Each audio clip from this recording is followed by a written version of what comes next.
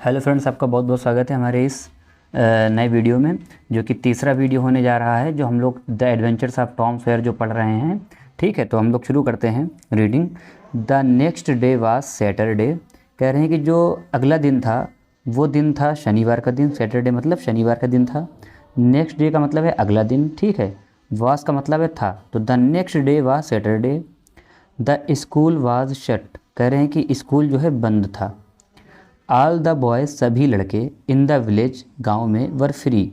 सभी लड़के आज़ाद थे, फ्री थे। ठीक है, कोई काम नहीं था उनके पास उस दिन। जैसे हम लोग जब छुट्टी होती है तो फ्री होते हैं। It was a beautiful day. यह बहुत ही अच्छा दिन था। ठीक, द सन वाज शाइनिंग। कह रहे हैं जो सूरज है द सन चमक रहा था। शाइनिंग का मतलब क्या है? चमकना, चमक रहा था। ठीक है, द सन वाज शाइनिंग, चमक रहा था। The birds were singing. The birds का मतलब चिड़िया गाना गा रही थी। सिंगिंग का मतलब गाना गाना। The birds were singing.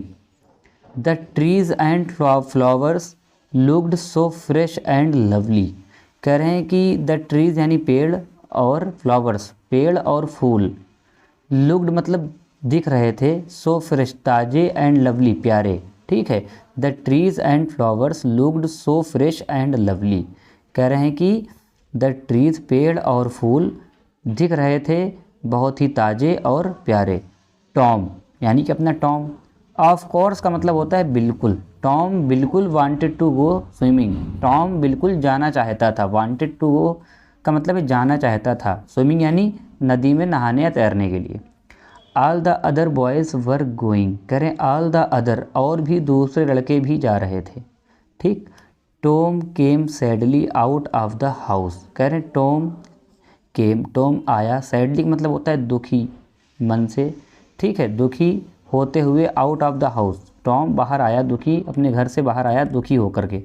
ठीक है, in one hand he held a long brush. कह रहे हैं कि एक हाथ में वह एक लंबा ब्रश पकड़े हुआ था। ये देखो, ये ब्रश पकड़े हुए टॉम, यही वाला। In the other he carried a bucket. कह रहे हैं दूसरे में वो एक बाल्टी पकड़े हुआ है। ये देखिए बाल्टी। ठीक, which was full of white wash. कह रहे हैं जो कि फुल मतलब भरी हुई थी। फुल ऑफ का मतलब क्या है यहाँ पे? भरी हुई थी। वाइट वाश मतलब चूने से भरी हुई थी। ठीक है, वाइट वाश मतलब चूने से भरी हुई थी। His aunt was making him whitewash the fence. कह रहे हैं कि हिज आंट, कह रहे हैं उसकी मौसी, जो कि आंट पोली हैं। आप लोग इतना तो समझ ही गए होंगे, हम लोग कहानी पढ़ रहे हैं। उसकी मौसी कौन है? Aunt Polly. Was making him whitewash the fence. उसकी जो आंटी थी, मौसी थी, उन्होंने उसको कहा था वाइट वॉश मतलब चूना पोतने के लिए, चार दीवारी के ऊपर चूना पोतने के लिए कहा था। Tom looked sadly at the fence. Tom ने बहुत ही दुखी मन से चार दीवारी की तरफ देखा या चार दीवारी को देखा। How high it is. कर ये कितनी ऊंची है।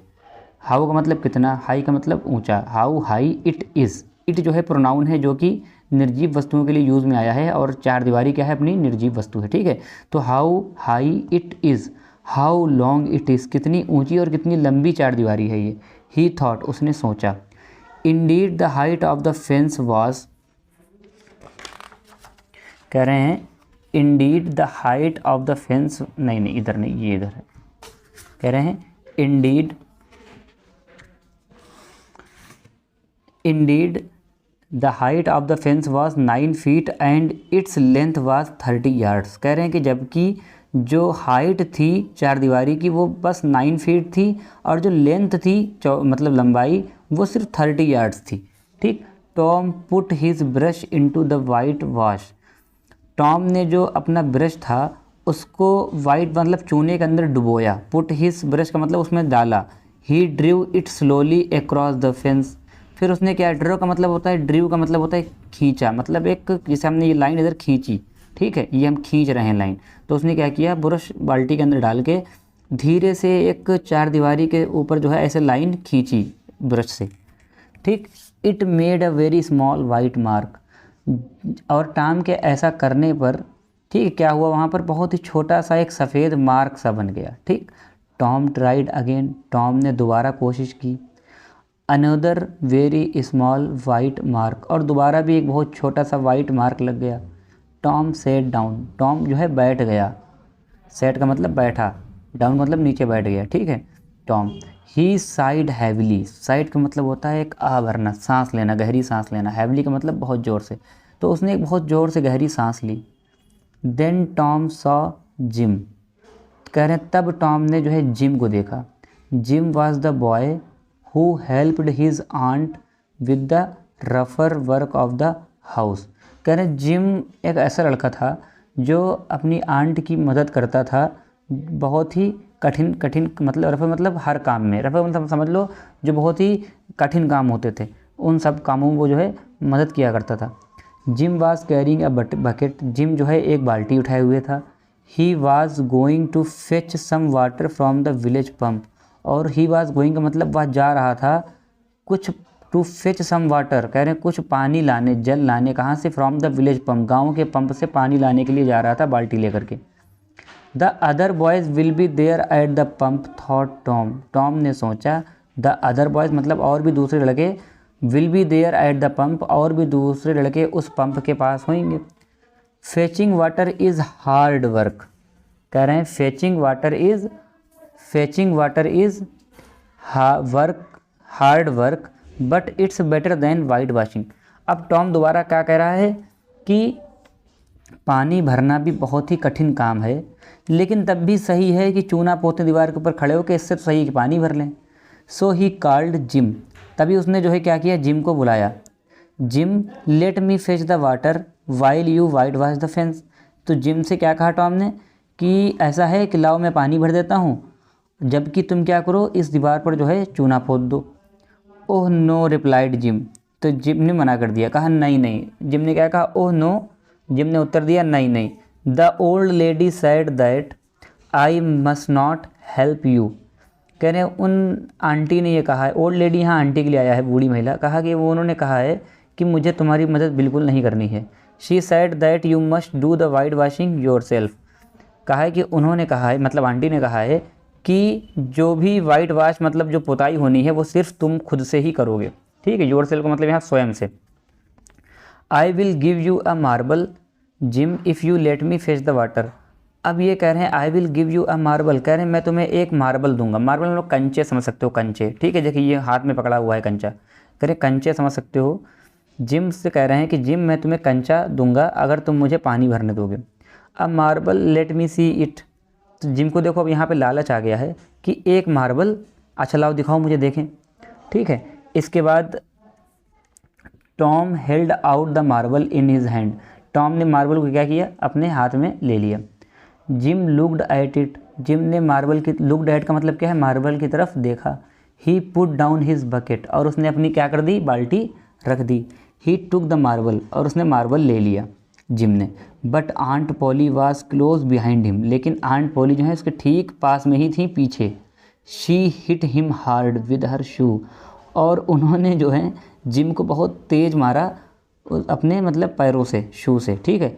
Gym quickly picked up the bucket, gym ने क्विकली मतलब तेज़ी से, जल्दी से पिक्ड अप किया क्या चीज़, बकेट को, तुरंत जल्दी से बाल्टी उठाई। And went running down the street, और रास्ते पर दौड़ पड़ा। Tom picked up his brush, Tom ने अपना ब्रश उठाया। एंड बिगेन वर्किंग हार्ड, और फिर से काम पर लग गया, काम करने लगा। Aunt Polly went back into the house, aunt Polly जो हैं अपने घर में वापस चली गई। टॉम सून स्टॉप्ड वर्किंग, और टॉम ने फिर तभी काम करना बंद कर दिया। ही सैट डाउन अगेन, वह फिर बैठ गया।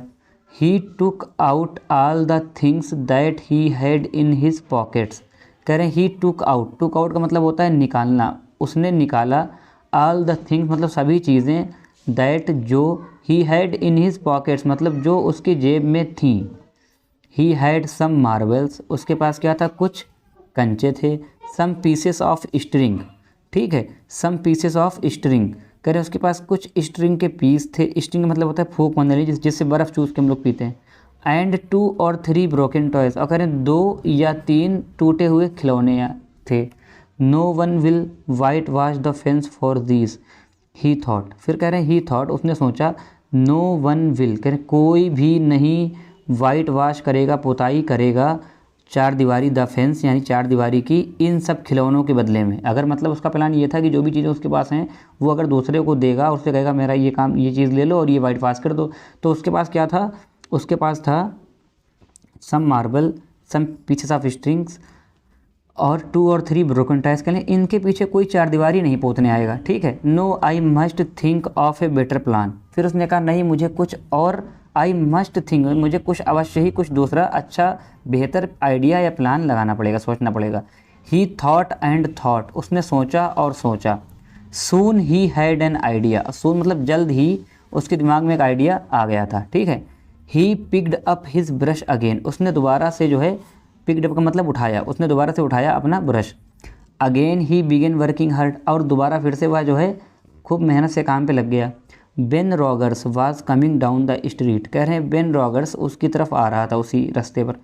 Tom pretended not to see him, कह रहे हैं टॉम ने ऐसा, प्रिटेंड मतलब होता है दिखावा करना, शो करना, ठीक है। कह रहे हैं टॉम प्रिटेंडेड, टॉम ने ऐसा दिखावा किया, नॉट टू सी हिम कि उसने उसे जैसे आते हुए बेन रॉगर्स को देखा नहीं है। He worked harder than ever, ठीक है, और वो ऐसे काम कर रहा था जैसे इससे पहले उसने कभी ऐसा काम किया नहीं था, इतना मग्न हो गया था अपने काम में। Ben was eating an apple, कह रहे हैं बेन वाज ईटिंग, बेन खा रहा था एक सेब। ही लुक्ड वेरी हैप्पी, और वह बहुत खुश दिखाई पड़ रहा था।